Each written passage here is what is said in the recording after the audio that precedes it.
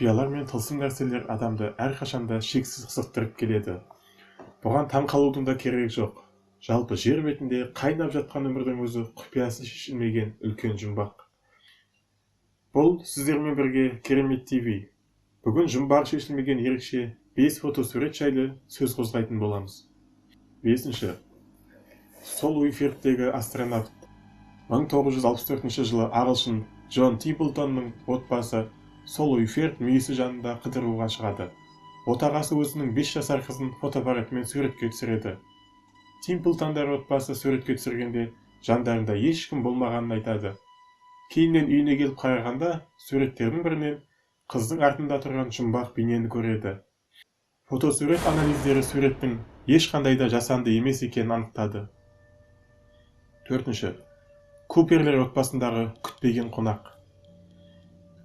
Техас штатындағы жаңа үйге көшіп келген Куперлер отбасы өздерінің отбасылық фотосын жасамақшы болады.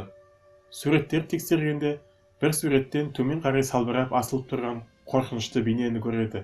Әрине, ондай нәрсені Куперлер фотоға түскенде байқамаған еді. 3. Хук арал жағалауындағы теңіз құбыжығы. Бұл суретті көп адам фотошоп деп ойлайды. Алайда бұл суретті француз фотосуретшісі Роберт Ле Серек 1965 жылы түсірген. Алып теңіз құбыжығын көрген ғалымдар пікірі тағы да екіге жарылды. 2. Сэр Годдардың эскадроны. Бұл кісілердің арасынан мына бір адамның бет-әлпетін анық байқауға болады.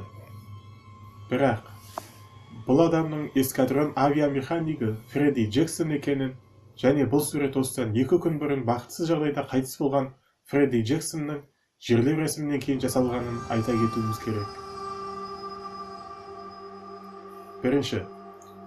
Чарли Чаплин киносындағы телефонмен сөйлесіп тұрған әйел.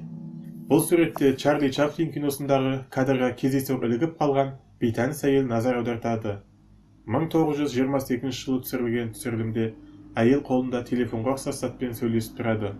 Оны көп адамдар есту аппараты десе де, әйелдің не үшін қолдағы нәрсеге сөйлеп және күліп тыңдап тұрғаны барлығын тығырыққа тіреді.